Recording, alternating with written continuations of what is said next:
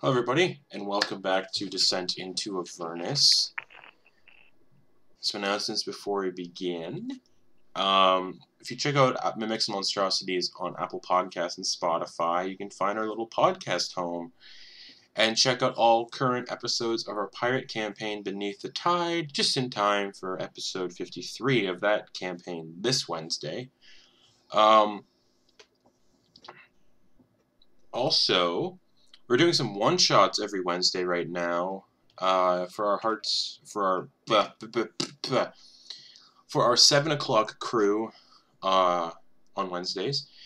In the lieu of us starting in April, hopefully, for our next campaign at 7 o'clock, where we'll be using the Wildmount campaign setting book that just came out. So that's going to be a lot of fun. So if you like Wildmount and you like Critical Role, maybe you should come check out the 7 p.m. game on Wednesdays, because that's our... Well, it's going to be set in that whole world, because that book is an official D&D setting now. So, yay! So that's that. Realistically. Soldier's Lich Queen is back this Sunday. Frederick's Riches today. So check out that episode on VOD on Twitch if you haven't, and then it'll be up on VOD on YouTube tomorrow. So check it out, because it's a spicy one. Yeah. And then, obviously, next week, more of that, hopefully. Without further ado, let's get back into Descent into Avernus. So last time, you guys did a bunch of stuff, sort of. You continued your little adventure inside the Grand Cemetery and fought some Minotaurs that came through a portal, and Duke Ravengard was screaming with this weird helmet on his head that could not come off. And these Minotaurs came out of this portal and nearly killed people. Kelsey wasn't doing shit hot, and some others weren't doing so shit hot, and the Minotaurs were eventually killed. Duke Ravengard was saved from the helmet after being brought back to the cathedral, and a ritual was done to remove the helmet, in which a bunch of wisps were called forth from the helmet. And it was a bad time. But after the ritual was completed, the wisps went away, and the helmet became inert with no magical capabilities to it whatsoever, in which Kelsey returned the helmet to the vampire that accompanied the party to the cathedral, but did not step foot inside. The party stayed in the cathedral, Kelsey returned, and the party sat down for a long rest in the cathedral before preparing to make their descent into Avernus after learning some knowledge from Duke Ravengard and Lulu, who had slowly begun regaining her memories, that in order for them to save Elturel and prevent it from being destroyed in the Nine Hells and send it back to the material plane, the party would need to get a hold of the Archdevil, once Archangel Zariel, get a hold of her sword that she had as an angel that she no longer has in her possession. And that would greatly aid them in saving Elturel. And we're going to immediately pick up with you guys preparing to leave Elturel and figure out a way down Wait, the so how long 500. last? Yes. Cool. The 500-foot distance from the city downwards to Avernus. Because you're still currently 500 feet floating up in the sky.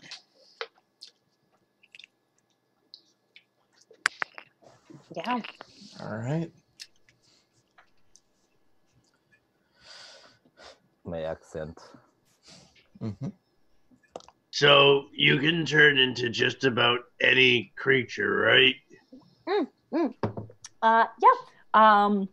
Any creature that can't fly. That I've seen. That cannot fly. Yes. I have tried to turn into birds, but I've just flopped around on the floor. That would have been really useful right about now. I know, I can't figure it out. Well, I might actually have something for that. As you were sleeping, I took to my little alchemy elixirs, one of which is a healing elixir. So if one of you is hurt, boom, it can heal you right up. Won't cost me any of my more rare ingredients. The second one is a flying elixir. You know, you will not be going super, super fast, but it does allow you to fly. Hmm. And it lasts 10 minutes. It does. It lasts 10 minutes.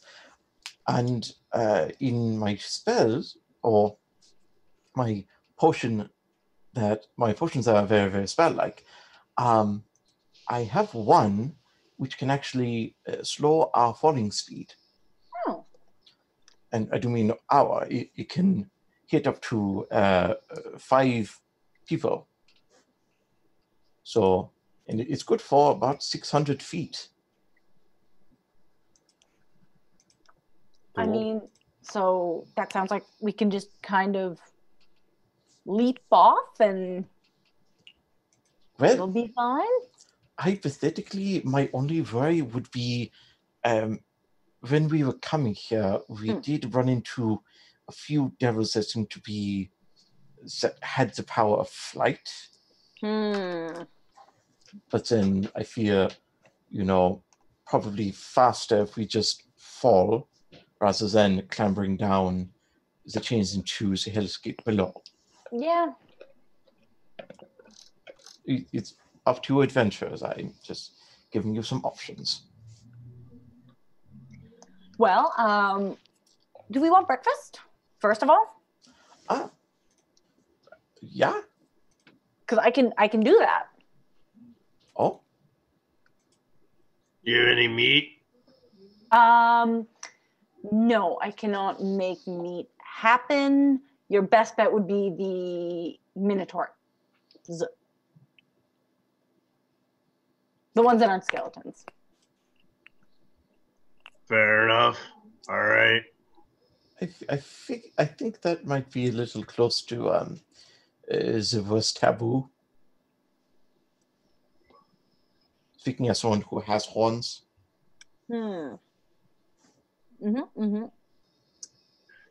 Well, we'll get meat later then. We'll worry about it later. All right, let's do breakfast. Okay. Yeah, and Salen, who's looking a little different. She doesn't have those like white streaks in her hair. She's like a lot less pale. There's like little bits of green poking in. And yeah. You look a lot healthier. Oh, yeah, this is just the thing that happens. Is it something you control, or do you just... It's an Eladrin thing. Oh, Eladrin, that's what... Oh, I thought you were a wood elf. Nope. Oh, no. But I basically have a good berry for anyone who wants one. Elves and druids. I don't understand them. I will take one. Good allies, don't understand them. Oh, that's okay. I don't understand it either. My mom just told me not to be sad a lot. But So I'm not. I mean, everyone has to be sad sometimes.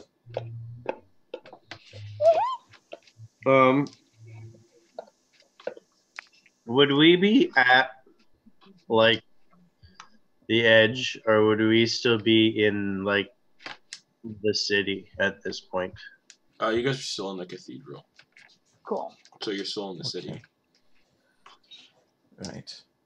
Is there any way that we would be able? Would the other people in the cathedral still be there as well? Yes.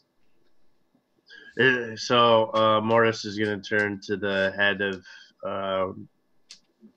to Lord Ravengard, I guess, and his group, and he is going to say, "Is there any way that you would be able to supply us with potions, or know where we can get something to keep us healthy?" Unfortunately, all the potions and supplies were lost during the assault on Elturel. We don't really have much in the way of that kind of thing. And I mean, even if you have the base components, I have the ability to craft potions and elixirs and such. Even the components for acid would be useful. Again, unfortunately, we don't have much of anything. That's why we're just hiding out in this cathedral. Makes sense. Thalen is just going to kind of like scoot a little good berry over to Lord Ravengard. Okay. So we are jumping, yes?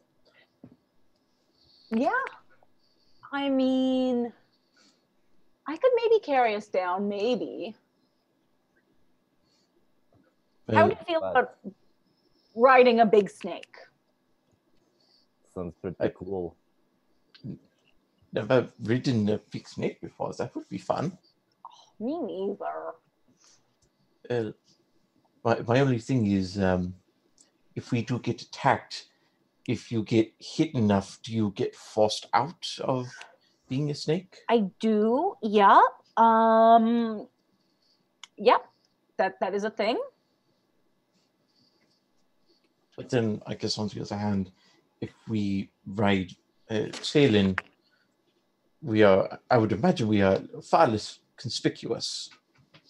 Rather than, 4 people just falling.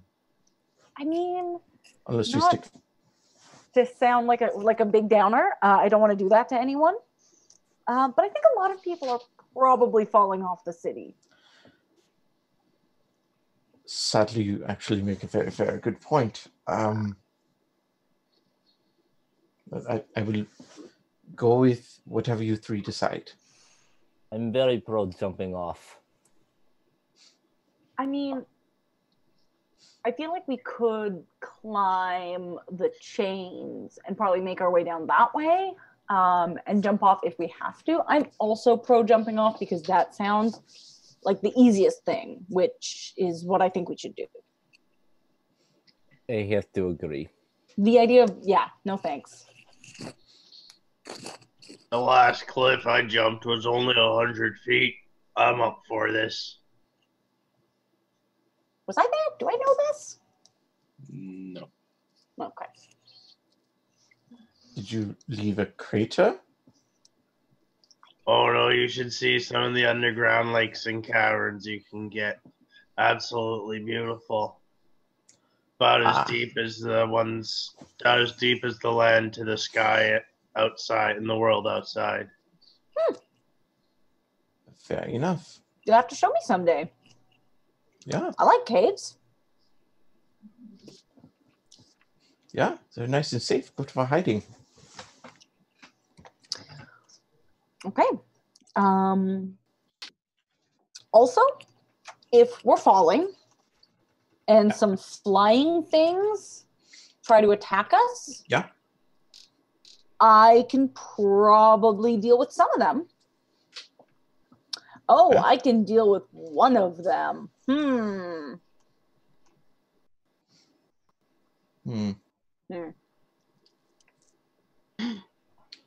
I can deal with one flying creature at a time. I can help with some stuff. I think both of us have some sort of ranged option, yeah? Oh, I don't want to be throwing my daggers. I won't be able to find them again. All right, I leave it to you. I mean, I actually I might could have a maybe bow. cast a spell to blow you towards something, and then you can just stab them. Oh, that would work out really well for me. Mm-hmm.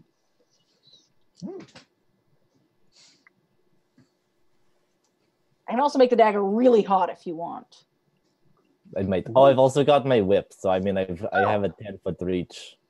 Great. Anyways, Do any of us have a crossbow or like a bow and arrow or something? I have a short bow as well. I just don't Okay. like using it. I have a very lit much. crossbow. Hmm.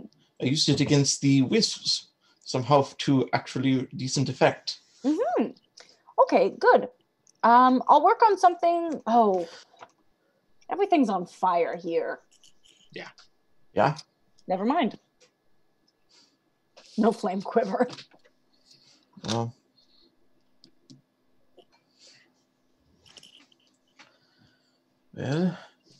so what is the plan? Do we jump or do we climb? Let's say I- we jump. I say we jump. Maybe we. Yeah, I mean, maybe we try to get closer to one of those big spikes and kind of use it as cover and then jump. Okay. And perhaps maybe you should cast your spell when we're like much closer to the ground. So that way we're mostly just like rocketing through the air and less like floating lovely That's a good idea. easy Yeah. targets. Maybe like halfway down or... I was thinking much more like 3/4 to like 7/8 of the way down. Okay, that How- I've definitely never done. But as you wish. All right, are we ready? Are we going to do it? I'm ready. I'm ready. Yeah. Do we need to? I guess we should just go to the wall and try to find a way through, or should we just leave through the gates? Oh, are we going out that way? I'm not sure where in the city we're located right now because I'm not very smart. But are we not near one of the bridge things that we could just jump off the bridge? You are not. Like if we're right here, I feel like we're pretty close to where the town split in half. Oh, my bad. I thought we were still in the graveyard. Cathedral. Yeah. My bad. Yeah, you're right. Yeah. We can just maybe jump down through that big old crack. Like old crack. Yeah, like so. Yeah, basically about a couple 100 feet. Once you guys leave the cathedral, is just the big old crack down below. Yeah, I mean, we could even probably just maybe go like right here and make it to the edge and climb down. And on the map were all those giant posts you see. Those are the chains that you can climb down. I would say maybe let's do it closer to one of the chains. Then we can grab one for support or for an emergency stop if we need. Yep. I don't know about you, but that sounds like it would rip your arms right off. Well, That'd be hopefully fun to explore. hopefully we'll be less falling and more floating. But we just said that it would be best to fall pretty hard most of the way and then floating near the bottom, so that we're not sitting targets as much. Yes, but we can always adapt as we need to. Sure. I feel like you're adding unnecessary steps. Do you want to float where there's no way we can stop and fight, and we just have to keep falling? I've made it abundantly clear that I don't want to start floating until we're very close to the ground.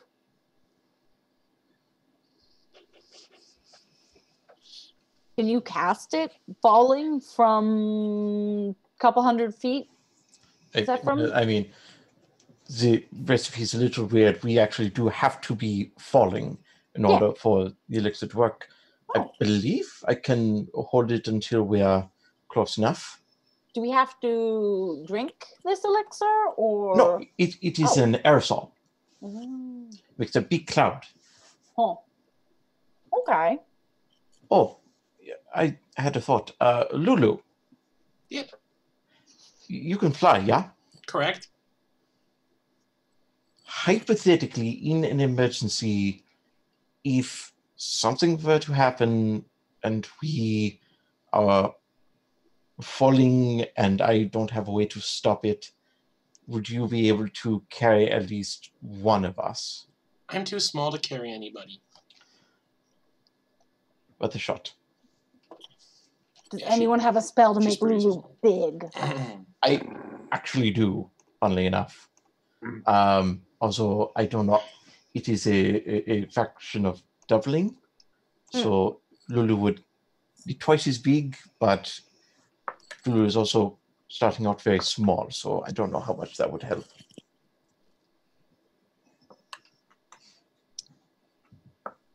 Yeah. Okay. So, I mean, more plan seems better, but climbing across a chain to a big metal spike sounds like a lot of work to me right now. And also, sometimes bad plan isn't better, you know? Like, having more of a bad plan isn't better than having a little bit of good plan. I mean, I think if we were to fall between the city and one of the spikes, it would give us some cover. yeah, wouldn't be as obvious. Mm-hmm.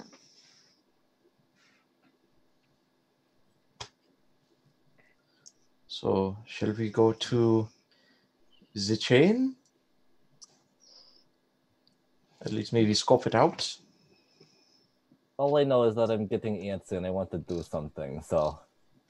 All right. Well, let's go find a good chain spot to jump off this floating land. What if we just jump down the big crack? The chains are really far, and if we have to fight our way through the city, we might run out of juice. That's a fair point. Do we want to fall off the side of the city, or do we want to go through the crack? I vote we go take a peek at the big old crack. Okay. Well, we can at least go have a look. We'll look.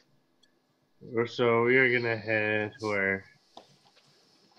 Out there, maybe? Yeah. Yeah, the crack's not too far away. You guys could get there relatively quickly. Sweet. Are there a lot of devils about, or? Oh, of course, the city's still very much under attack. Okay, cool. So maybe we go stealthily through the crack? Mm-hmm. Say the word.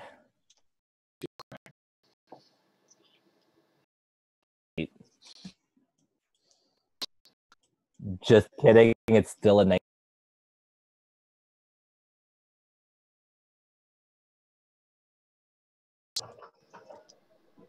Let's pray. Uh-oh. Nice. Uh-oh. And Saffron... That is 9. 9. Okay. Saffron got 12. 12. What a Nat 1. Nat 1. Oh boy. Big old 4. Pickle 4. Or wait, do I have? Yeah.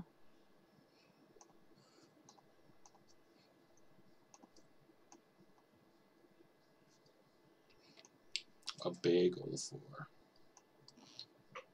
Alright. So, luckily most of the fiends are distracted by just murdering civilians and whatnot, so they don't really pay you all much attention. But, literally to get to the crack, you guys just need to go down the street and you can get to the edge. So you're right about here on the map. Mm-hmm. Okay. And you look down, and it is definitely a 600-foot drop.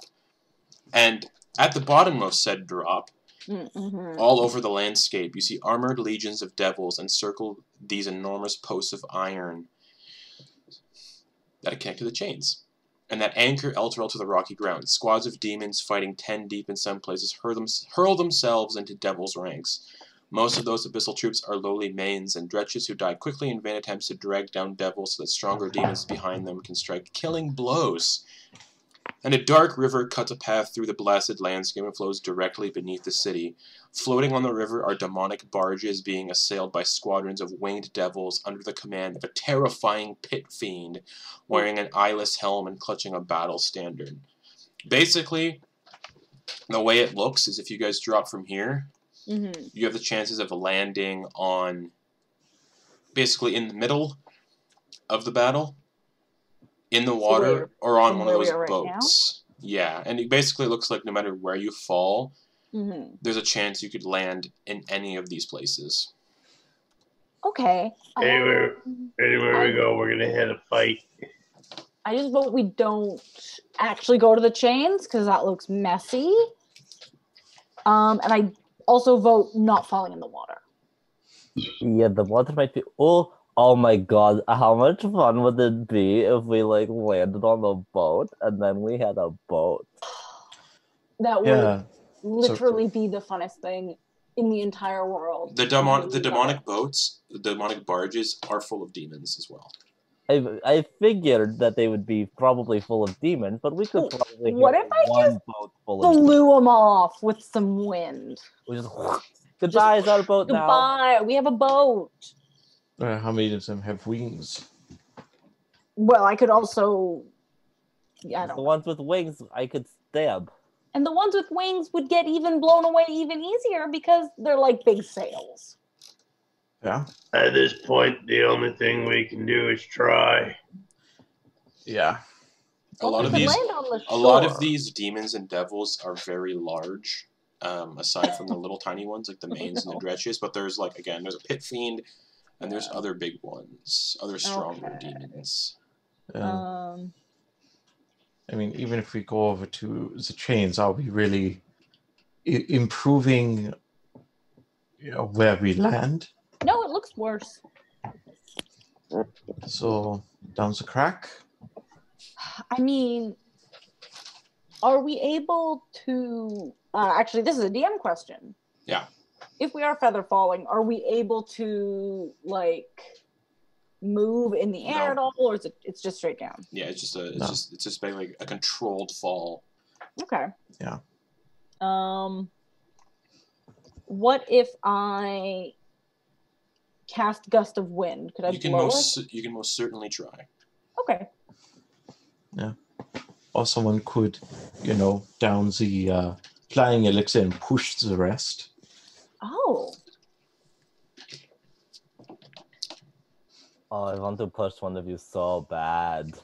I mean, you can push me right now, just not off the edge. Oh, no, I specifically... Sorry, I should have been more clear with that. I want to push somebody off of the edge so bad. That's going to be a no. I mean, very reasonable. Maybe when it's time to jump, you can just push me off, though, and then... That's very kind of you. I really appreciate it. Well, so the potion is a flying potion. Yeah, you have a 10-foot flying speed for 10 minutes. Okay. And you're rolling randomly for those. Yeah, I rolled for them after last game. Cool. Well, if we got close to the ground, I could drink the potion, turn it into a huge snake, take us somewhere safer. I mean, I don't think we should worry about being seen. It's a mess down there. That's a good point. We are not, we are 4 flies among thousands. I am so unbelievably pro giant flying snake idea. Same. I just have to let it be known. Okay. Okay.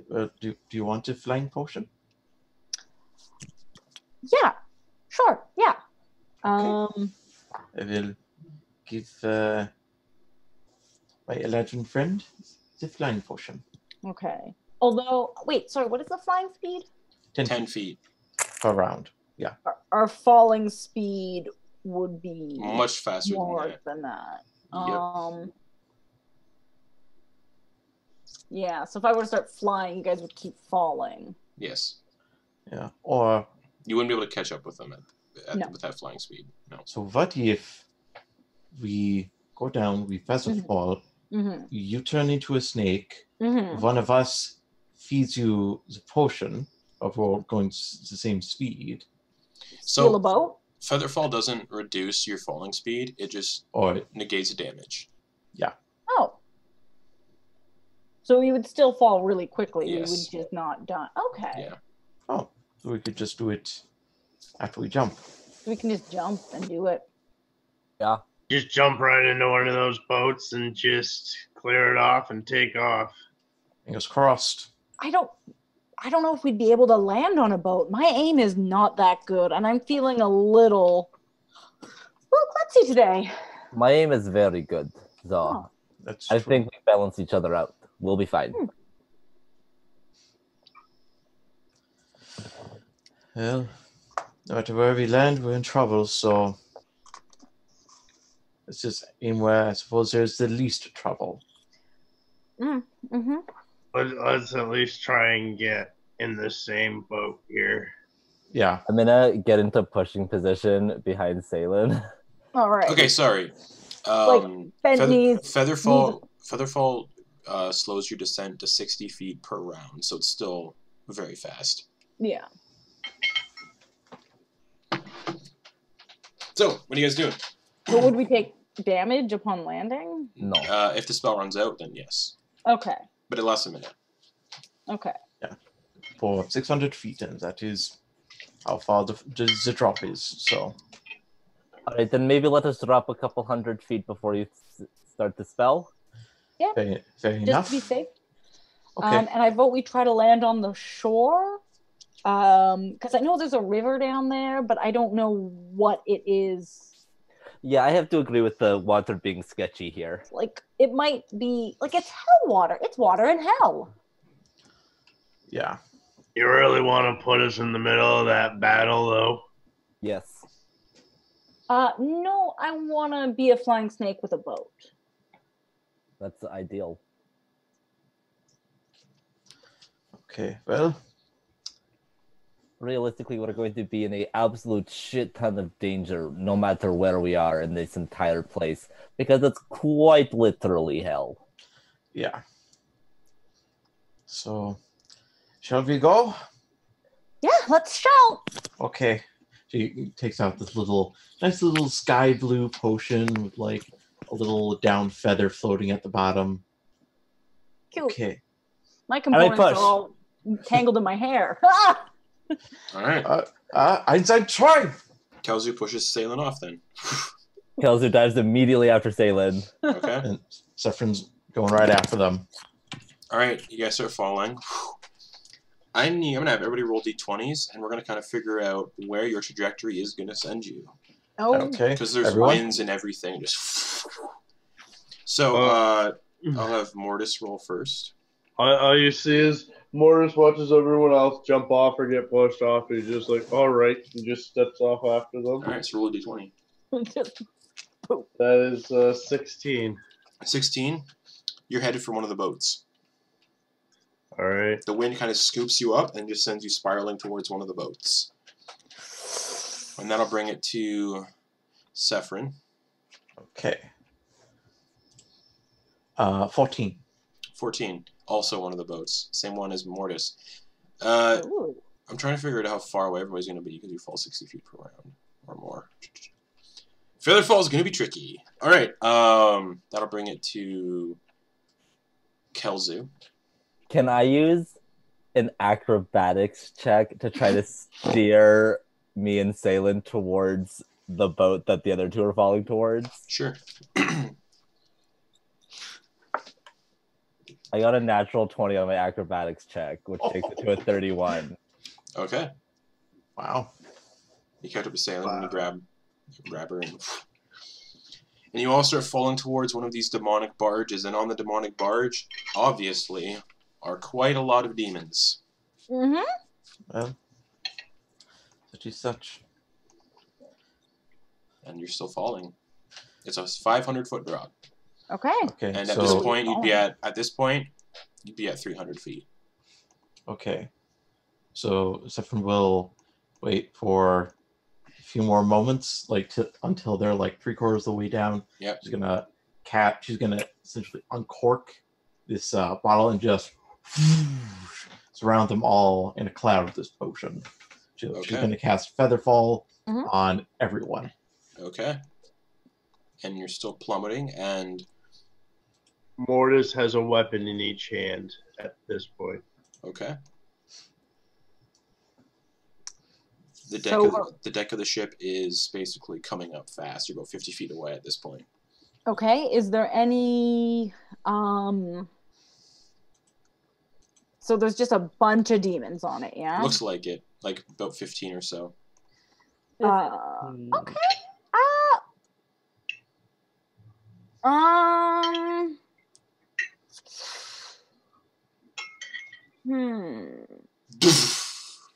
Cool. Can I cast Gust of Wind on the demons and try to get them off the boat? Sure. I wanted to do Tidal Wave, but it's not as cool. That's pretty cool. Sweet. Yeah, so it takes an action. Okay.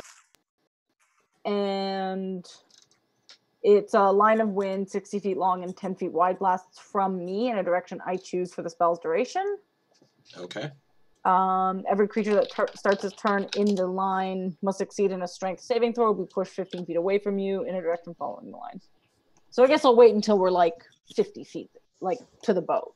Okay, you have like 30 or so feet left before you hit the deck. Okay, yeah. I will cast Gust of Wind and try to get the demons off the boat. Okay, 15 of them. That's okay. It's a strength never know. saving throw. Well, I better do something just in case.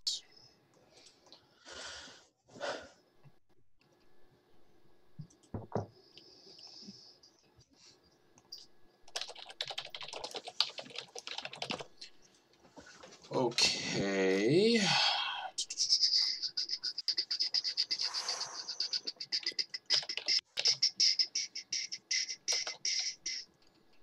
One moment, everyone.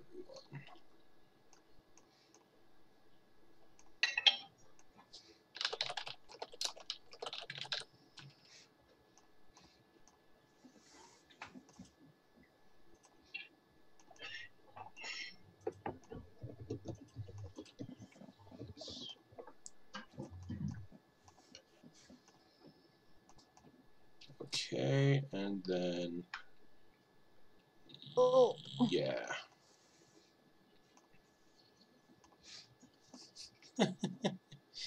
Okay, a strength saving throw, correct? Mm-hmm.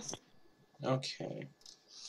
So as you're falling and you get close enough now, you see kind of congregating on this boat specifically, are two big demons that look like red gorillas with blue flesh and big tusks. Okay. And kind of flying around are 12 of those spined devils that you fought before. Okay. And a chain devil, a devil just wreathed. Oh wait, yeah, there wouldn't be a chain devil on here. Oh well, whatever. Wreathed in just chains. Yeah, wreathed in chains. I need to make strength saves, so one of the gorilla demons got an 18. Yeah, that'll pass. The other one got a 19. Yep. The first group of 3 spine devils rolled a 4. Second group rolled a natural 1. The third group rolled an 18. That'll do. And then the last group got a 9, and the chain devil got a natural 20. Okay. So some of those spine devils are pushed 15 feet. Yeah, so they'd be pushed 15 feet and land in the river. Heck yeah. But then, poof, you all land on the deck of the barge, and it makes a very loud sound because you guys did just fall 500 feet. Mm-hmm. Can I do another check to land like really cool though? Three-point landing. With disadvantage, because you're falling. Okay. So acrobatics. Yep. Okay. Okay. It's very not good. What'd you get? I got a natural one. Nope, prone. Everybody lands prone. And as you all land, all the demons on the ship just turn to look at you all. Crown of Madness. Okay, anybody roll initiative. Okay. Fair What enough. happens to the ones in the water? They explode? No, they just doesn't seem to affect them in any way. Oh god. Oh, fuck. It is their backyard. Yeah.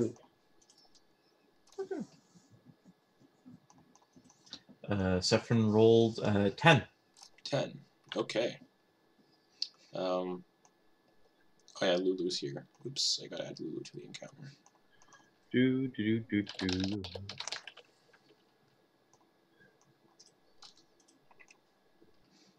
Okay. I will quickly ask everybody what they got. Alright, Mortis, what'd you get? 5. Oof. Salen? I got a 16. Kelzu? 10. 10. Sephrin? 10. 10. Alright, Matt Mortis, you can do your Crown of Madness real quick before this starts. But also, Gust of Is- Wind has a minute, so is it still up? Yeah. Cool. He's gonna use it against one of the gorilla demons. Oh yeah, never mind. One of the gorillas? Okay, go for it. It is a wisdom saving throw of 12. Okay. 16. Oh, that saves. And that'll bring us into combat then. Hey. The first group of spine devils immediately see you all kind of hit the deck of the ship. And then in the distance you can hear the massive pit fiend wearing the helmet scream, "Ugh, get the ones on the boat!" And yeah, We're in danger. Mm-hmm. one of these spine devils is going to avoid the clearly column of wind and fly towards Salen and make a bite attack All right. and 2 with its tail spines. Oh wait, hold on. Gonna make 2 attacks with its tail spines, not with its bite. So the first one is a 17 to hit. Uh-huh. Okay. That is 5 piercing damage Okay. and 6 fire damage as this little tail spine stabs into your shoulder. The second tail spine attack, that's an 18 to hit. That'll also hit. That's 3 piercing damage and 2 fire damage. And I believe Gust of Wind is concentration. It is. So I need a roll Constitution saving throw, 2 of them. That fails. That's a 5. So Gust of Wind is gone. Just. Oh fuck! The attack should be advantage because he was a prone. But whatever. Oh, not tail spine because that's ranged. But all right. That'll bring it to one of the other spine devils. okay. That, seeing that you're all prone, is going to fly up to Mortis and just try stabbing him in the belly with his fork. Yeah. Yep, that's a 21 to hit. Mm-hmm. Just into your belly, Mortis, and you take 1 piercing damage. Okay. And then it's going to bite you on the neck, or Oh, try to. wonderful. That's only a 11 to hit. Nope. You can't get through your armor, it's around your neck, just trying to chomp through it. One of the other spine devils this time is going to fly over to Kelzu and try to bite into Kelzu. Nope. And then go for the fork stab. Just that is a 15 to hit. I want to say no. Let me check.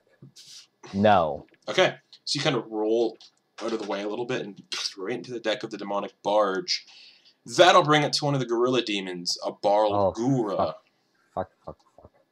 And yeah, it's... Yeah, seeing that you're all prone, it's going to run over to... I'm going to go random on this one. Sephrin. Oh. Yeah. Just... and you're prone. It's going to go for 2 fist attacks. Okay. Well, I guess 3 attacks, so it's going to go 2 fists. The first fist is a... Okay, maybe not. Oh, maybe. 16 to hit? That does not hit. Okay, so... It's going to... And then bring down the other fist for a 21 to hit. That does hit. Okay, Sephrin, you take 6 points of bludgeoning damage. Okay. And then it's going to come down for the bite. Actually, first it's going to get pushed away. Okay. This is my repulsing shield. Okay. So, Is that a reaction? it is. Okay. So, and then it's just going to use its movement to get back towards you. And go for the bite attack. Here, I thought I'd be discouraged. And that is a... Can't see that dice that well. 25 to hit. That'll also hit, yeah.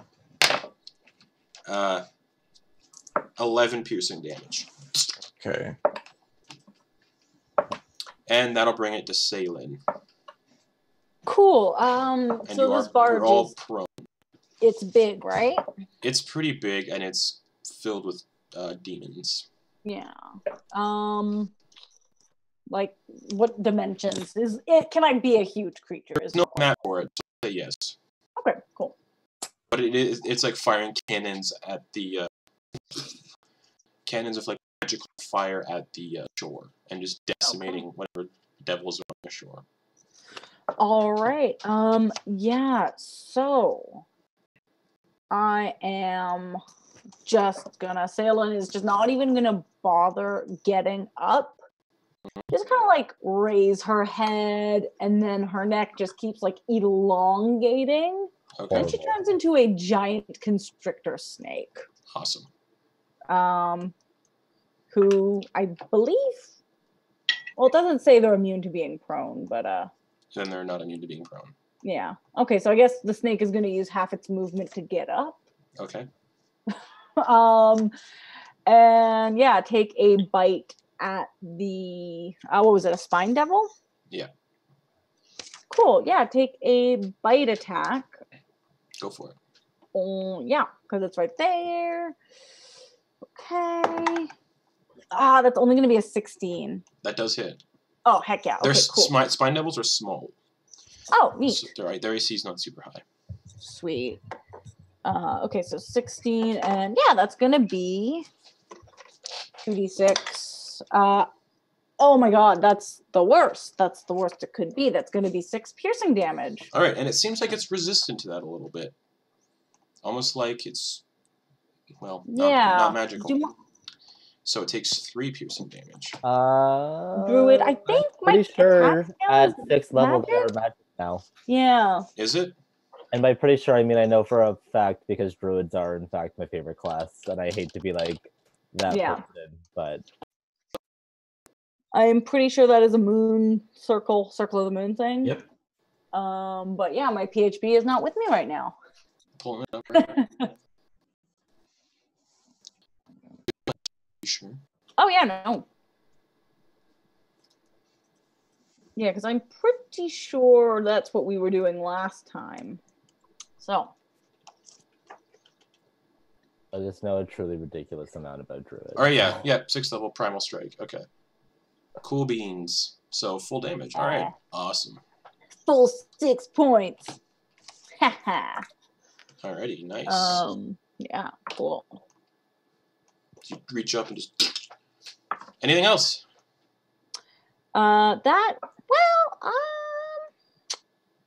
You know what? I mean, how close is the Bulgar demon from me? You guys, well, 10 feet. Okay. Yeah. Cool. So anything else? No, that'll be it for now. Alrighty, that'll bring it to the second group of Spine Devils. One of them is going to fly towards Kelzu and go for the Forky Fork stab into the belly, because y'all are prone, except for the snake. And that is a... That's probably not going to hit. That's a, 11 to hit. No. So it's going to scream in your face and then go for a bite attack. Oh, gosh. And that is that's a dirty 20 to hit. That will hit. Okay, so it bites into your neck, these little weird, like, teeth. And you take 6 piercing damage. Okay. Or slashing. For some reason, his bite is slashing. And that'll bring it to one of the other Spine Devils in that group who's going to fly over to Mortis and try to help its brother out and stab him with a fork. Because that other Spine Devil is not getting through Mortis. That is a dirty 20 to hit. That hits. Okay, so the fork, it stabs into like your chest. You take 4 piercing damage, and then it's going to lean down with the bite. And that is a 21 to hit. That hits as well. 5 slashing damage as it bites into your neck and starts like shaking its razor sharp teeth around on your flesh. On the bite, Mortis is going to spit out a curse, and he's going to use Hellish Rebuke. Alrighty, any saves for that? There's a dexterity of 12. Dexterity of 12. That would be a 6 plus 2, 8. So that is a fail. So that is 2, 10.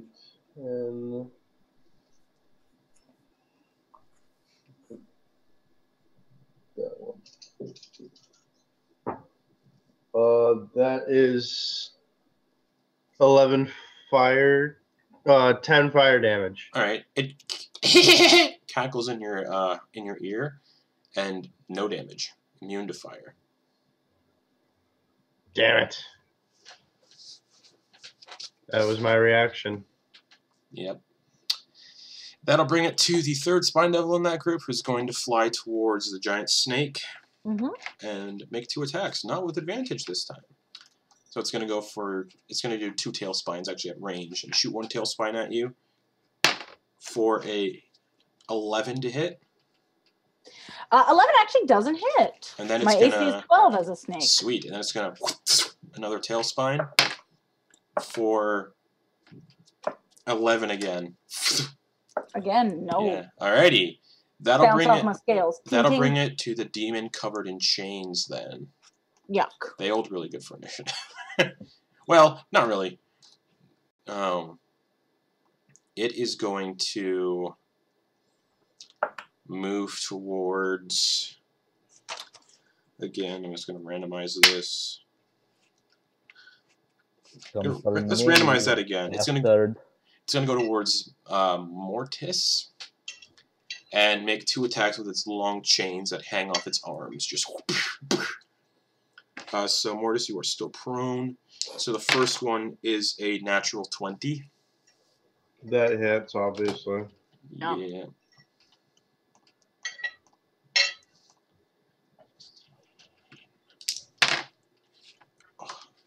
Too bad none of us are a grave cleric, huh? Or a glaive cleric. That'd be so cool. Mortis, from the first attack, you take 32 slashing damage. Jesus! From the crit, and you are grappled. Okay. And restrained. And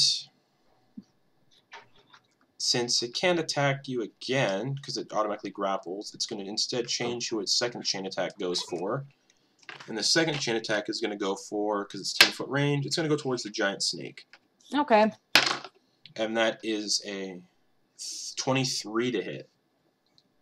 22 to hit, yes. Alright, you take 11 slashing damage, and you are grappled. And restrained. Oh, damn. And restrained. Okay. And that'll bring it to the second Bulgur.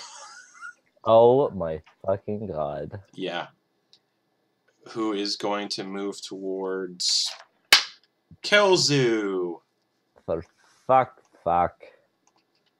And go, yeah, all hand. 2 bites, or 2 fists and a bite attack. Oh boy. So the first fist attack is a natural 20. Oh, good luck. Boy. Have fun. What fucking rogue. So Kelzu, from that, you take 23 bludgeoning damage. Okay. And then the second fist attack is a 24 to hit. That'll hit. Wait a minute. Wait one singular minute. Okay. I'm uncanny dodging the Go for it. crit. Yeah, go for it. So it was whatever I said. I can't remember what I said. 20 something. 23 divided by 2. So Rounded down, you take 11. 11. Yeah. And the second one hits and is 7 bludgeoning damage. Okay. Okay. And it's going to lean down with the bite. Yep. And like just bite into your chest. Jesus, 26 to hit. Mm-hmm. Dang, oh dang. And that is 10 piercing damage from the bite. Okay. Ooh. This is not going great. No, I actually have a question about that. Yeah. If I use my Eladrin racial ability Face Step, Yes. that is just me, right? I can't grab my friends and scoot? Correct, it's just you. Okay. Just checking. Yep. And that'll bring it to another group of Spine Devils, because there are 12. And one of these is going to fly towards the giant snake. Yeah, that's fair. And go for a fork attack. Yeah, no, that does not hit. It's an 11, so it's going to go for the bite. And that is a 14 to hit. That hits, yeah. So it bites into your snake scales, or snake hide, whatever that you call it. 4 piercing damage. Okay. Just one of these other ones is then going to fly over to Sephirin and just start stabbing at Sephirin. Yep. No, that's an 8 to hit. Nope. And then I go for the bite attack, which is a 16. That does not hit. So you're like, ugh, rolling around. These things just can't find purchase on you. The final Spine Devil of this group is going to fly over to Mortis. So there's 3 of these Spine Devils on Mortis and the Chain Devil trying to just get at him. Oh, he's grappled. That's right. I need to check something. Because the snake and Mortis are grappled and restrained by this Chain Devil. I need to see something. Mm-hmm. Attack rolls against the creature have advantage. Okay. And the creature doesn't have any benefits to its move, blah, blah, blah. Alright, so, yeah, this thing's going to fly over to Mortis and go for a fork attack, which is a 19 to hit. That hits. Okay, so stabs into your neck for 6 piercing damage. And then it's going to... Mortis falls unconscious. Okay, it's going to land on your chest, and it's just going to start biting into your chest, so if it hits, it's an automatic crit and 2 failed death saves. Does not hit. So it just bites, and it scrapes its teeth very audibly against your armor. And that'll bring it to Kelzu. Okay, great. Alright, so we're going to jump ship, yeah? We're not staying on here. And then I will get out of prone. Yep. So half movement. Correct. So I have 35 feet, so is that 15 or 20 feet of movement? It's rounded down, so 15. Okay, great. I'm going to disengage as my bonus action. Okay. And bolts from the grave the chain thing holding Mortis. Go for it. A lot. Nice.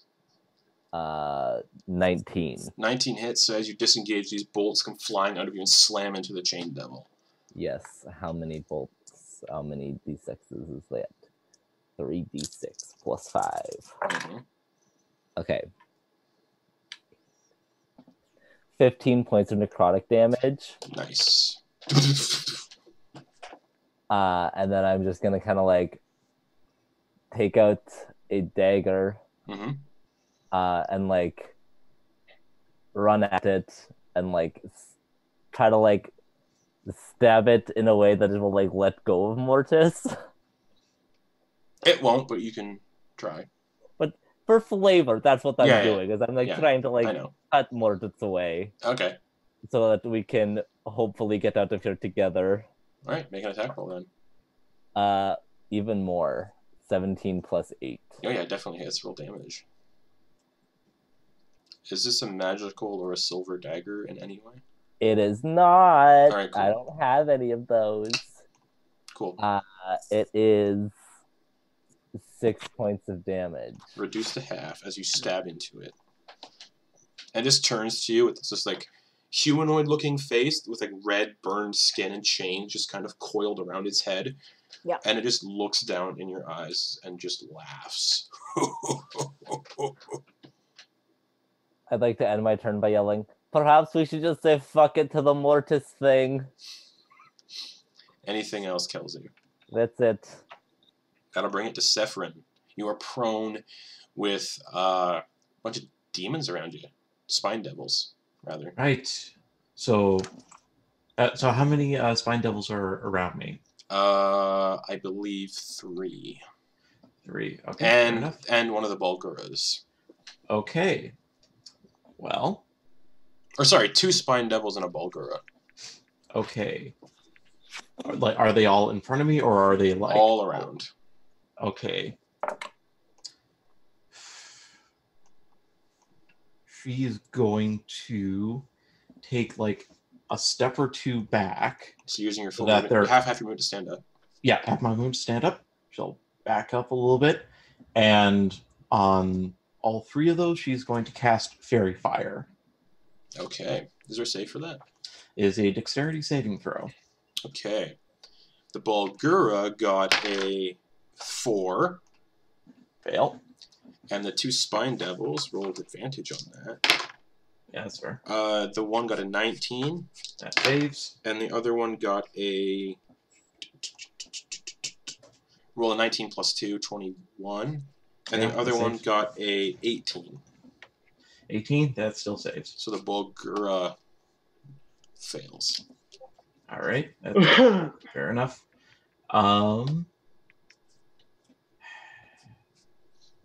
As this fairy fire just kind of blinks all around it.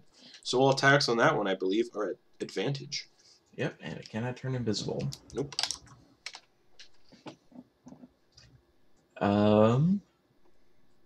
That's the only spell I can cast this turn. So she will just kind of hunker down and prepare for the incoming waves of strikes. Okay, that'll bring it to Lulu. And she's going to just...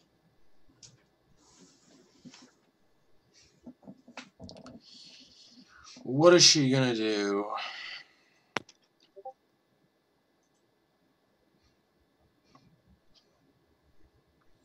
She's going to use Trumpet of Sparkles. And she's aiming it so it'll hit you guys, but she's like, you guys won't get hurt by this. And she's using her Trumpet of Sparkles to hit everything. And they all need to make Constitution saving throws. You kill them. So the Spine Devils, that's all the Spine Devils, so I'm just going to roll 1 roll for each group to make my life easier. 17 on that group, so the first group succeeds, the second group succeeds, shit. Third group fails. And the fourth group of Spine Devils, which haven't gone yet, fail. And then the Bulguras, the one Bulgura succeeds. And the one that's Fairy Fired also succeeds. And then the Chain Devil also succeeds. Jesus. So that'll be half damage, though. Oh, evil creatures have disadvantage. So, Jesus. Oh! Succeeds still. Fail. Okay, so everything fails but the Chain Devil. Okay. Whew. That is 4d8 plus 4 radiant damage. So everything takes 30 radiant damage aside from the Chain Devil, who takes 15. All the Spine Devils actually die. Oh, Oh, okay. that's great news. That okay? But the Okay. fiends definitely know you're here, especially the ones on the battlefield. Well, they're busy. They'll be fine. Sure. And we're on a boat.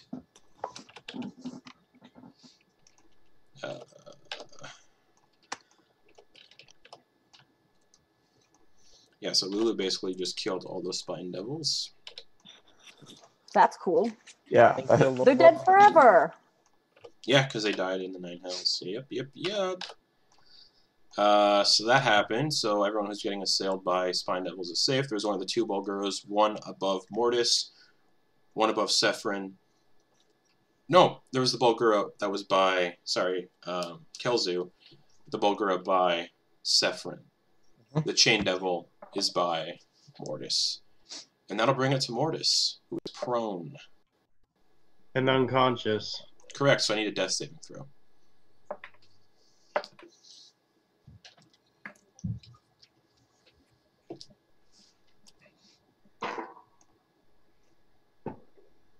That is 3. That is a fail. You guys hear Mortis kind of just go, and blood Oh, just kind of fuck. up into his beard. Fuckity fuck. So that'll bring it to the Bulgura that is above. Shit, who's this one above? This is the one above Sephron. No, it's not. This is the one above. This is the one that was in front of Kelzu. Because the one that's in front of Sephron has Fairy Fire on it. This one does not. So this one sees Kelzu get up close to the Chain Devil. So it's just going to ignore that because it knows that the Chain Devil can probably handle himself. And it's going to move over to the giant snake. Aha. And it's going to go reckless. It And gives us advantage. Well, but Yeah. I'm grappled and restrained, right? oh, that's right. So it doesn't matter. So it's going to run over to you and just start. So the first punch. Jesus, this orange dice. And Jeremy, I know you're in chat, buddy. Your dice tower. Natural 20. Okay. So That's just gonna feel good. it hauls back on this fist and just cracks you in the snake mouth, and kind of one of the lower snake fangs chips and goes flying and poof, into the water. I want to spit the snake fan in mouth there. Snake fang in his face. But Sure, yes. off the cheek, Haha. and that's max damage, even with the crit. You take 28 bludgeoning damage. And then the second fist comes swinging in. Almost another natural 20 on that one. Dang! 26 to hit. Yeah. And that is 13 bludgeoning damage for the second fist. Just. And then it's just seeing Sorry, that. so that was how much for the first one? 28? Oh boy. Yes. 28. And then 13 for the second. So that We're totally not in trouble. Not at all.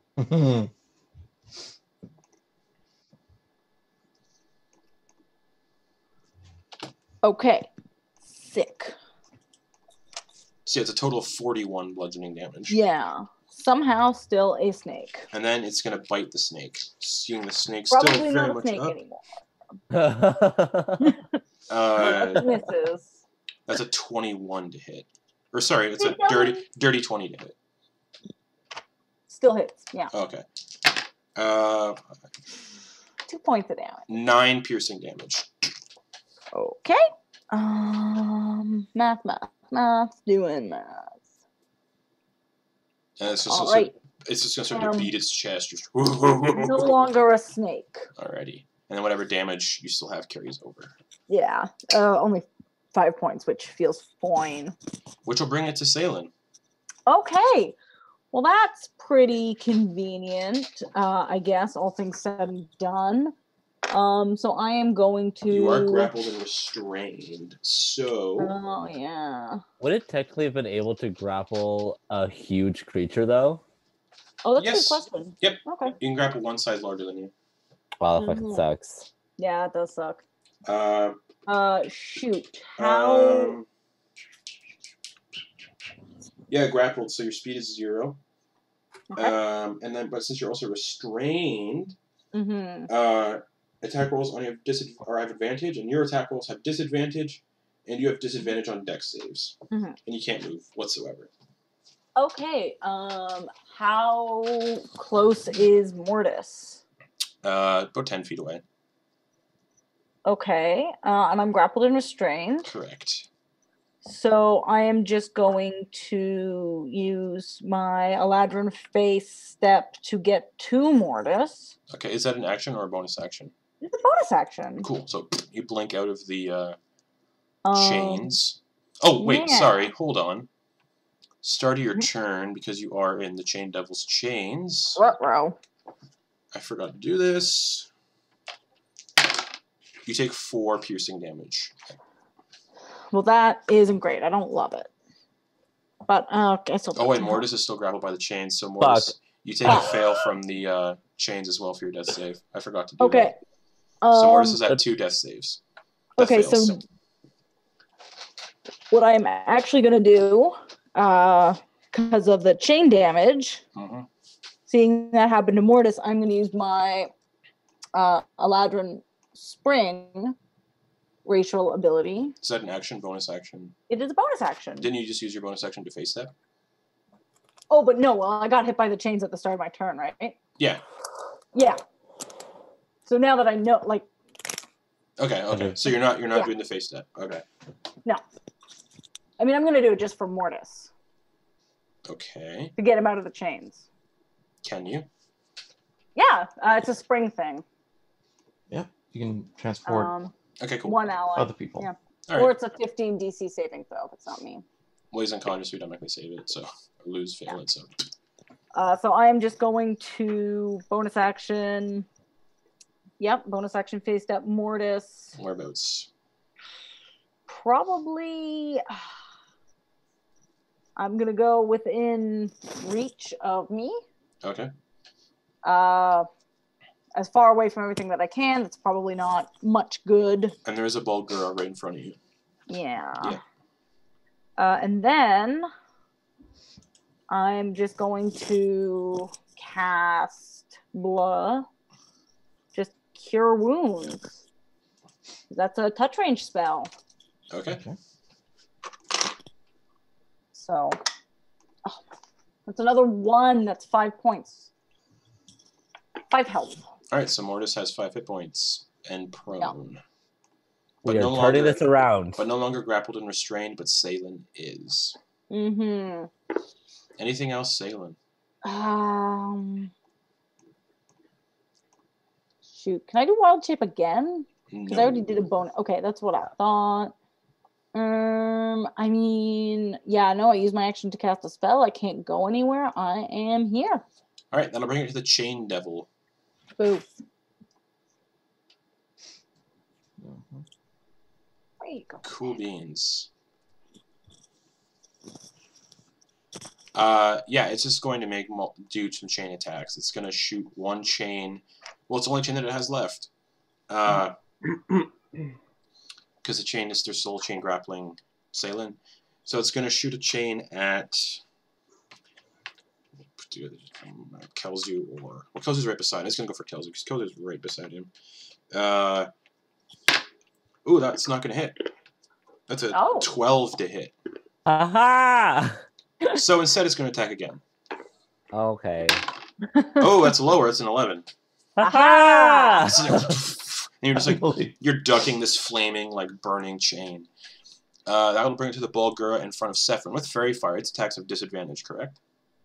No, just attacks against it. Okay, so it's just gonna approach you, and then it's gonna go reckless.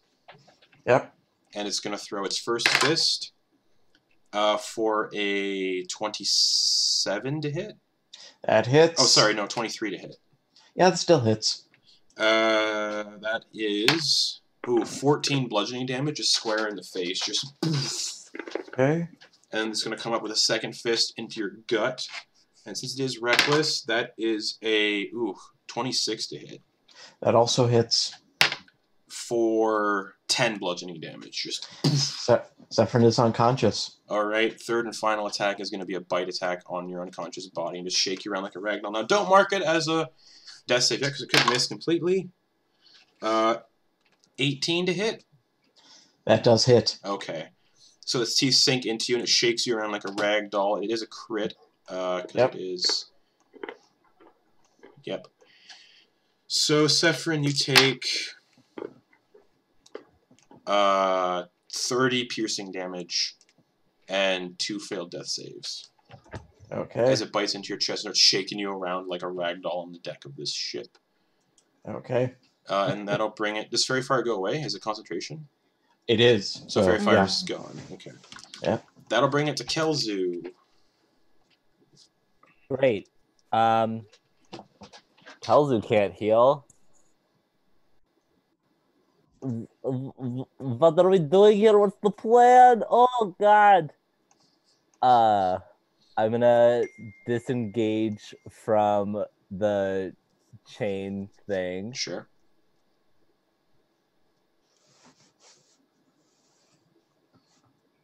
Anything else? Bolts from the grave, or...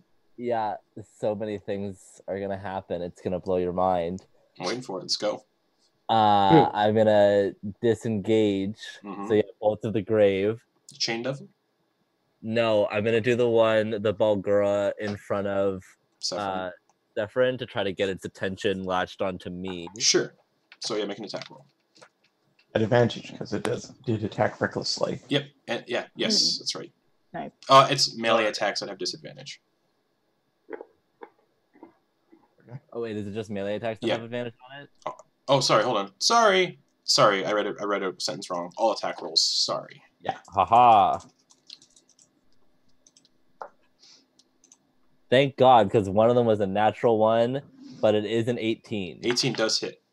Haha. So into its back. Roll damage. Not great.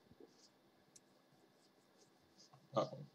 13 points of necrotic damage. Nice. It's starting to look real bad. Well, not real bad. Just starting to look like it's beat up and sore, and it just and it snorts. I'm gonna use my full movement to get closer to Salen and Mortis. Yep. But probably keep about like 10-ish feet away from them. Okay.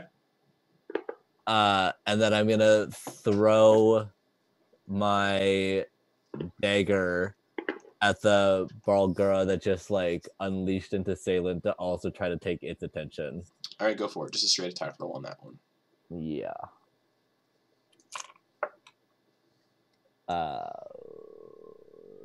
21. 21 hits. Its dagger sinks into its chest, just right in between its pecs. Fuck me. 6 points of piercing damage. Okay, and I believe that will be halved. Every D4 I've rolled literally all day has been a 1. Same. My healing was a 1. Yeah. Anything else, Kelzu? No, then I'm just gonna like do a stupid coyote growl thing. Okay. I'm just like doing the best I can to get attention onto me rather than anybody else. Alrighty, and that'll bring it to Zephyrin. I need a death saving throw. Fuck. Okay.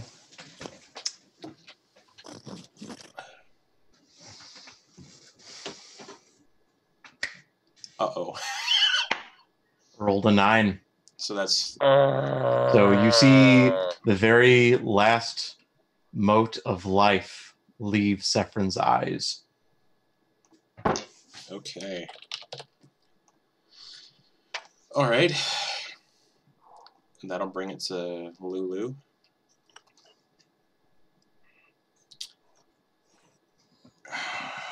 Jesus. Okay. Lulu, seeing how bad you all are and sensing that something had happened to Zephyrin, is going to let out a sad little trumpet. Oh. And she's going to cast... fuck. It takes an hour to cast that. Fuck. She is going to float over to Mortis and just pump a Cure Wounds into him. So that'll be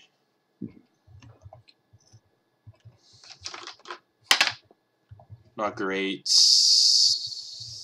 Sorry, 7 healing from the Cure Wounds, Mortis. Good enough. And Better than that's nothing. her turn. And that'll bring it to you, Mortis. You are unconscious, no longer grappled and restrained. Or no, you're not unconscious. You're no longer any of those conditions, but you are prone, besides Salin and a Bulgura. And a Chain Devil's not too far away. Mortis is going to spring up with a roar. Mm-hmm. Fuck you. The first thing he's going to Makes sense. do with his bonus action, he is going to cast Magic Weapon on his Warhammer. Awesome, awesome. And then he's going to smack the Bulgura twice with it. Go for it. 2 attack rolls.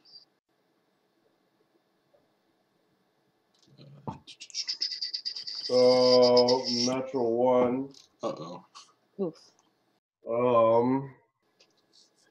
And the other one is +6, 21. Second one hits. Okay. So second one gets 1, 3. So it takes 9 bludgeoning damage Okay. plus magic weapon. Oh, so it's not a natural one, it's a 2. Okay. Okay, so yeah, so he takes 9 bludgeoning damage total. Okay. Excellent. That one is looking semi-hurt.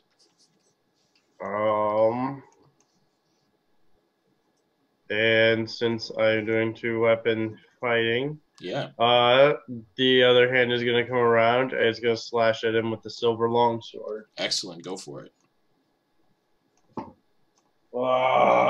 That is 8. To hit? 9 total. To hit? Okay. Yeah, it just grabs your arm and just pushes it down. And that is it for Mortis. Okay. That'll bring it to the top with the Bulgura that's directly in front of you. Mm-hmm. And it is going to do one of its fist attacks at you, Mortis. Just not going reckless. That does not hit. That is a 11. Nope. So you just duck and sails over your head. The second fist is going to go to the restrained Salin for a 23 to hit. Oof. Yep. And that is 13 bludgeoning damage. Just crack along the side of the head. And then it's going to reach down and try to bite into Mortis for a straight attack roll. Natural 1. And it breaks off one of its teeth, one of its large lower tusks, off on your armor. And that'll bring it to Salin. Cool. Well, I'm pretty F for health. So I am going to bonus action wild shape into a giant constrictor snake. Okay. And yeah, I am going to try to break this grapple. Okay. Wait, shoot. Would I take chain that's right. damage? You do take chain damage right at the start of your turn. So before you wild shape, you take 4 piercing damage. Ho ho ho! That's less than I have HP, so I don't care. Chill. Okay, awesome. All right, so give me athletics or acrobatics. Yeah. So yeah, I'm gonna do athletics. Oh. And it is your action. It's your action to end the grapple. Yeah.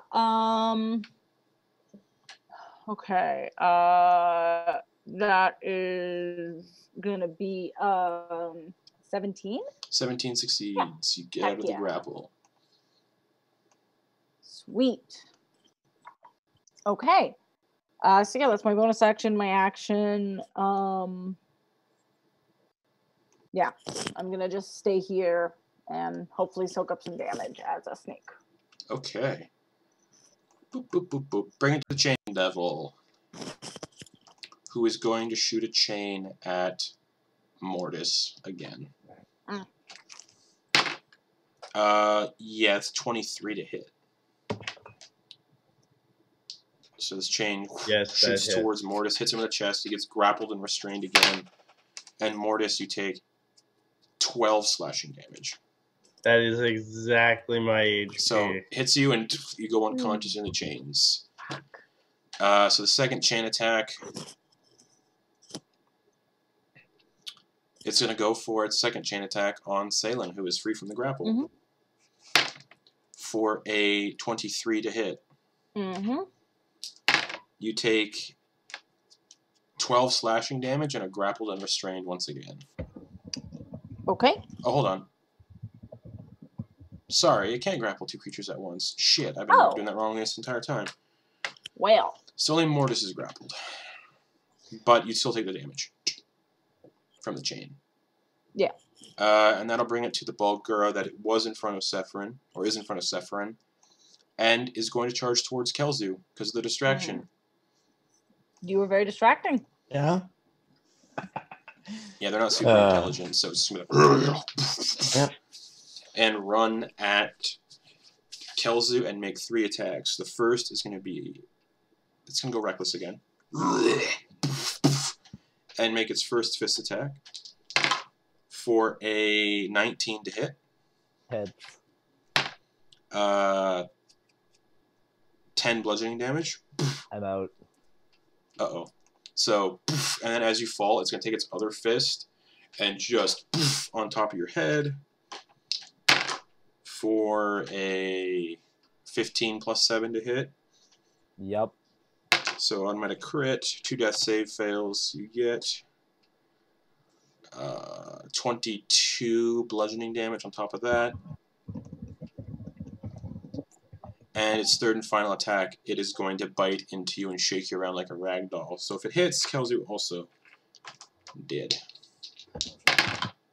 Yep, and it just bites into Kelzu and just starts shaking him around like a doll and just chucks his body to the side, and Kelzu is dead. Ooh. Which will bring it to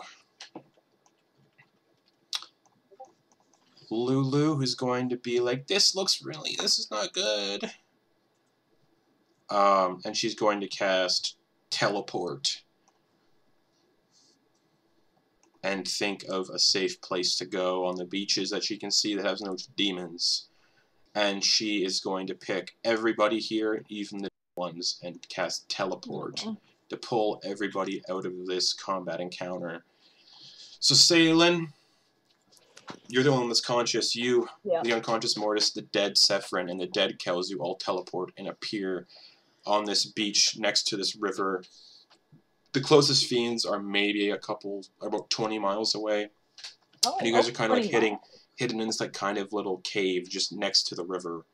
And yeah. Mortis, I need a death saving throw first. And so you can hear Mortis kind of like coughing up blood. Yeah. 9. That is a fail, so Lulu will then use her second Cure Wounds of the day, and you get 6 points of healing. And when you come back to consciousness and you see the dead Sephirin and the dead Kelzu laying there, they both don't look. Kelzu looks worse. But there's still, for some reason, a grin on his face. Yeah, but he was bit on the chest and shook around. You can see where the Bulgura's like tusks like pierced and scratched and tore through Kelzu's flesh. But the both of them are very much dead. Yeah. The first thing Mortis does is give himself 20 points of healing with his lay on hands. Okay. What about you, kid? Are you still here? I feel like there's just like a big snake. Yeah. Just kind of curled up, like looking real sad. Was that you, Lulu? Yeah, I'm right here. And there's little elephants flying around. All right. Well, Oh, at least some of us are still alive. And speaking of that, Sephirin, you're floating away to whatever kind of afterlife you have picked for yourself, or whatever you think you'd go. Okay. And you're stopped by this fiend. Tall, long horns that go down the back, a kind of almost reptilian face, wearing armor and holding a trident, and is like, "Well, hello there, Sephirin." Oh, gross. Didn't like that. I do not know you. No. But, I sense you're here in hell for a purpose. I am, or I was. I can send you back if you'd like. What would it cost me? A task. What sort of task? You're gonna have to agree to find out. She thinks for a moment. She thinks the last thing she remembers is like Mortis on the ground, everyone just tearing apart, And Salem like she's a party platter. I'll have you message me your choice on Discord. Ooh. Okay, fair enough.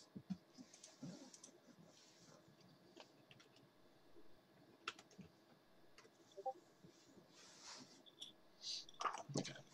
And that'll bring us to Kelzu. You're also kind of in this weird void space. Just black mist and black fog, and I just looked at the group chat for Soldiers of the Lich Queen.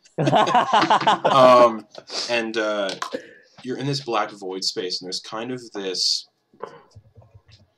weird-looking fiend standing before you. And then the shape kind of coalesces in the darkness, and it looks like the shape has 6 heads in the darkness, but you can't really make out the heads. But there are 6, and they look vaguely reptilian. And they say, "You're here to help, correct, Kelzu?" And one of the other heads just kind of snaps at the one head talking and goes, "Yes, you're here to help, correct?" I'm actually mostly just here because I just happen to fall in with this group of people. Would you like to help me get into power here in Avernus? I can make it worth your while.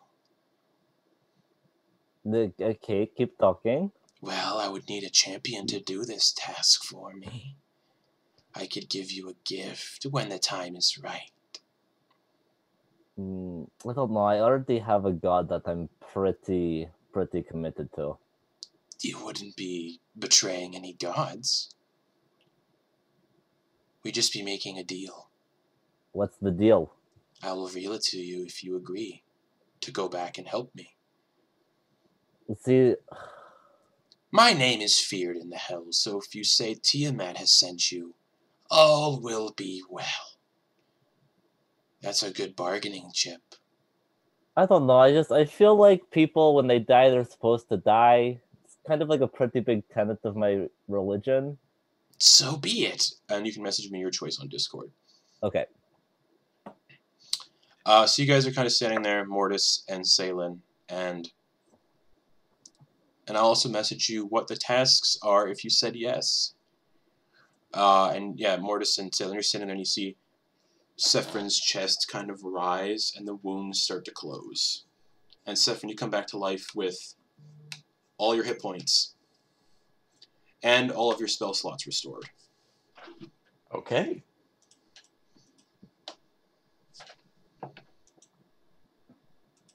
And yeah, privately on Discord, you could just send me the choice, but whatever. Okay. And Salen is just gonna like drop the snake form and like just run over and give Sephiroth like a giant hug.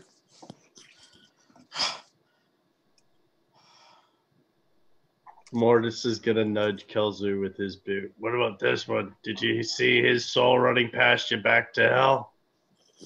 Did I? Kelzu? Yeah. You would not have. I fear not. Shame. Well, time to make him part of the ecology then.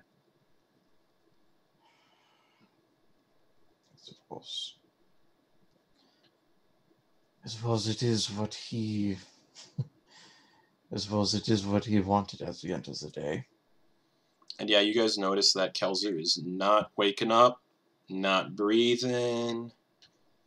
I mean, he did say when it's their time to die, it's their time to die. And then Lulu's like, oh, okay, I won't cast Raise Dead then. Wait, you can do that? Yeah, it takes an hour. But the soul has to be willing. Oh. Yeah, all resurrection spells, the soul has to be willing. Fair. I could try it anyway if you guys want. I mean, you can give it a shot. Okay, so she's going to kind Yeah. of float down to Kelzu and spend an hour casting Raise Dead. And we'll take a short rest? Yeah, but also, since I am using kind of the critical role resurrection rolls, there is a resurrection roll DC tied to it anyway. And Kelzu has only died this once. The DC is fairly low. You see this kind of holy magic start to go into Kelzu's body. And Lulu's like, I think it's working. And then the ritual just fails. Almost like it succeeded, but the soul was for sure not willing to come back. Yeah. And you guys are just kind of standing there. You can get a short rest because it was an hour to do the ritual. Sephron's already came back somehow with everything intact, full spell slots, full everything. Back with a long rest, essentially. And you're all just kind of sitting there looking at the body of Kelzu, ripped apart. Like, it looks like Kelzu was one of the demons in Doom. I'm going to start digging a hole. All right.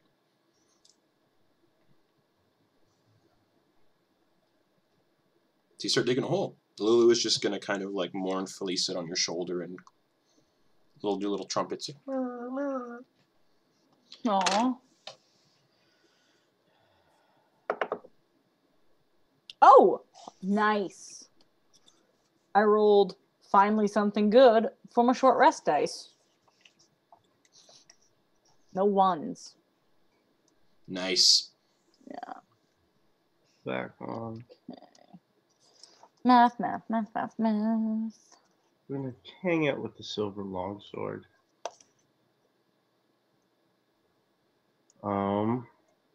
Mortis is gonna help dig as well. Okay. And you guys start digging the grave, and it takes about 15 minutes, and you get a decent-sized grave for Kelzu, Okay. who's being buried in the 9 hells. Nice. Can I engrave or something? A little stone? Yeah, there's probably stones all along the shore. Wait. Lulu's like, just be careful, don't touch the water. Oh. Well, I'm glad we didn't. What happens if we touch the water? It's the river Styx. You'll basically lose all your memories and become a blabbering mess, and there's no cure for it. Ew. Unless you know the wish spell. Ugh. Yeah, so if you guys fell in the water, it would have been real bad. Real bad. Basically, she's like, basically, to get the mechanics of it, you fall in the water, you become under the effects of a feeble mind spell, is basically what she explains. Great. Gotcha. So yeah, don't touch it, don't drink it, stay away from it, at all costs. Fair Salem's enough. just gonna scratch into a little rock or something. It was his time. And Okay. Yeah. It was his time. That's Yeah. an apt description of his religious tenets. Yeah. Kelsey said it a lot. Yeah, he sure did.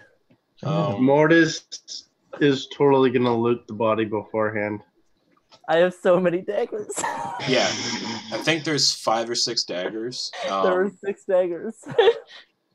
That's realistically it, I think, right? I Some have 43 maybe? gold pieces, Yeah. 50 silver pieces, a holy symbol, Ooh. a crowbar, if you want my crowbar. Yes. Oh, I have a bottle of the fine wine we took. Heck yeah. I've got some pittons. I've got some rope. Oh, I've got my scythe whip. Somebody take my scythe whip. Okay. Ooh, can I use that? Because it's dexterity?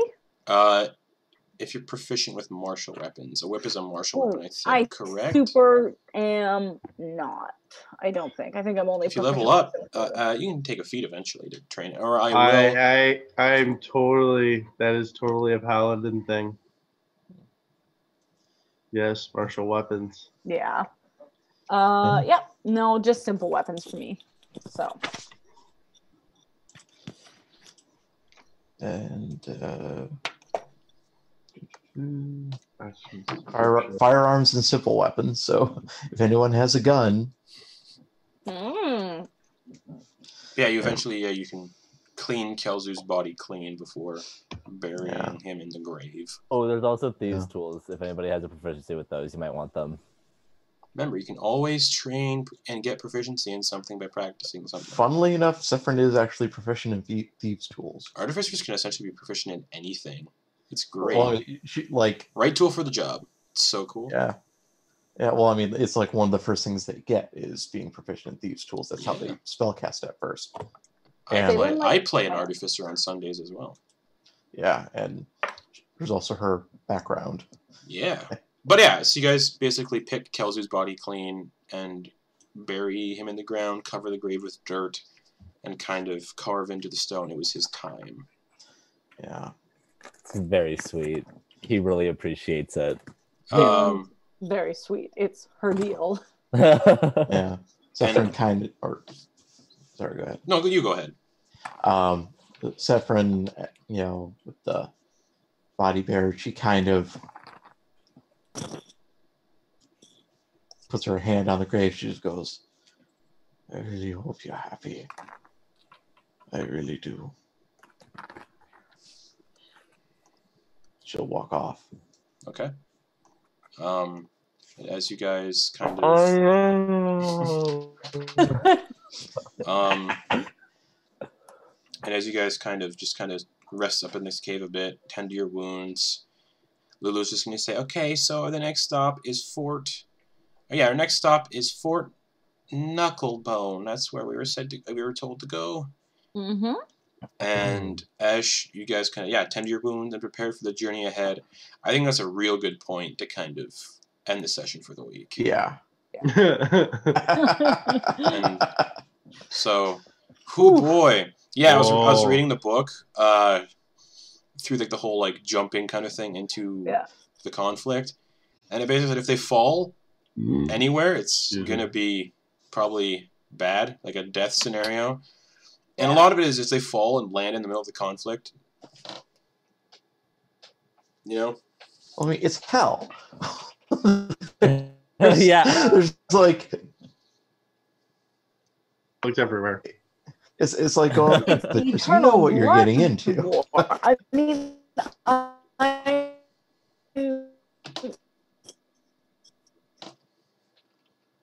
we did. It was a 50% right? Oh, I'm so excited to see how that plays out for you. I have to say, I'm